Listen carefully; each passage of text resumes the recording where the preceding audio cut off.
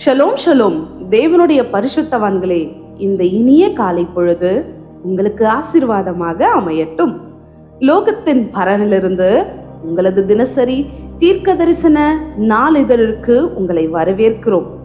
செவ்வாய்க்கிழமை 29 தம்மூஸ், ஜூலை 14. உங்கள் விசுவாசம் ஒரு கருவி.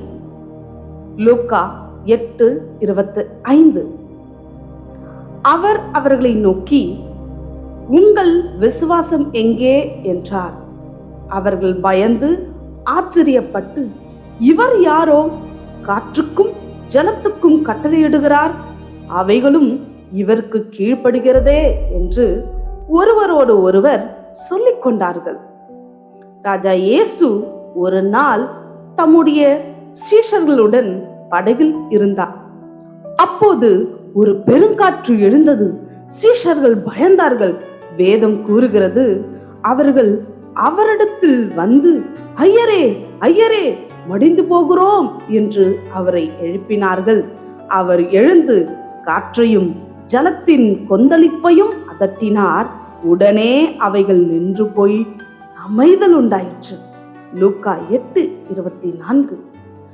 ஆண்டவர் சீஷர்கள் பக்கம் திரும்பி அவர்களிடம் மிகவும் பொருத்தமான ஒரு கேள்வியை கேட்டார். உங்கள் விசுவாசம் எங்கே? இதுதான் வாழ்க்கையின் மிகப்பெரிய கேள்வி. உங்கள் விசுவாசத்தை கொண்டு உங்களால் எதையும் செய்ய முடியும். உங்களால் மலைகளை நகர்த்த முடியும். உங்களால் சிறந்த முடிவுகளை அடைய முடியும். விசுவாசம் என்பது ஒரு கருவி. அதை பயன்படுத்துங்கள்.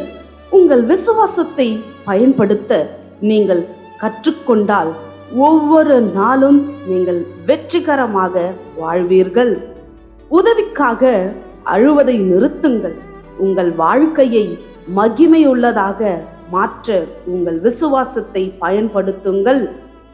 உங்கள் விசுவாசத்தை கொண்டு புற்றுநோய், சர்க்கரை நோய் அல்லது இதய பிரச்சனைகளை உங்களால் அழிக்க முடியும். உங்கள் வாழ்க்கையின் சூழ்நிலைகளை உங்களால் மாற்ற முடியும். எனவே உங்கள் விசுவாசத்தை கட்டி எழுப்புங்கள். தேவனுடைய வார்த்தையை கற்றுக்கொள்வதன் மூலமும் அதன்படி வாழ்வதன் மூலமும் உங்கள் விசுவாசத்திற்கு உணவளிக்க தேர்ந்தெடுங்கள். வேதம் என்பது தேவனுடைய தீர்க்கதரிசிகள் மற்றும் அப்போஸ்தலர்களிடமிருந்து பெற்றெடுக்கப்பட்ட தெய்வீக வெளிப்பாடுகளின் தொகுப்பாகும். இந்த செய்தி மீண்டும் மீண்டும் நிரூபிக்கப்பட்டுள்ளது. உங்கள் ஆரோக்கியம், குடும்பம், பொருளாதார, வேலை, கல்வி அல்லது ஊழியம் ஆகியவற்றில் உள்ள பிரச்சனைகள் எதுவாக இருந்தாலும் வார்த்தையின் மீதான உங்கள் விசுவாசத்தை வளர்ப்பதன் மூலமும் அதை ஒவ்வொரு நாளும் செயல்படுத்துவதன் மூலமும் உங்களால் மகிமையாக வெற்றி பெற முடியும். நினைவில் வையுங்கள், நம்முடைய விசுவாசமே உலகத்தை ஜெயிக்கிற ஜெயம். 1 யோவான் 5:4. ஹல்லேலூயா. தீர்க்க தரிசன அறிக்கை. என் விசுவாசத்தை கொண்டு தேவன் எனக்காக நியமித்த வெற்றி, சிறப்பு, மகிழ்ச்சி, ஆரோக்கியம் மற்றும் செழிப்பு நிறைந்த வாழ்க்கையை வாழ்ந்து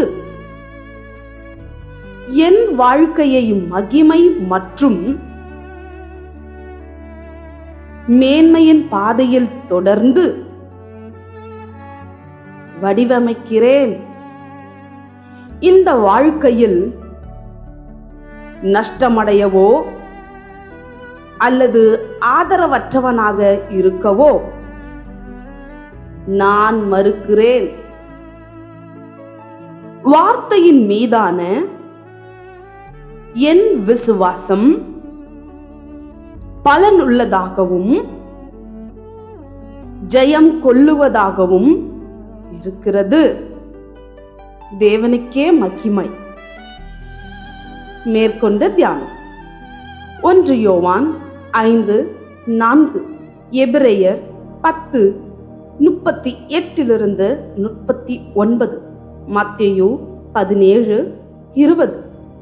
365 நாள் வேத வாசிப்பு திட்டம். இன்றைய உங்கள் வாசிப்பு திட்டம் யாத்திராகமம் 25-27 அதிகாரங்கள்.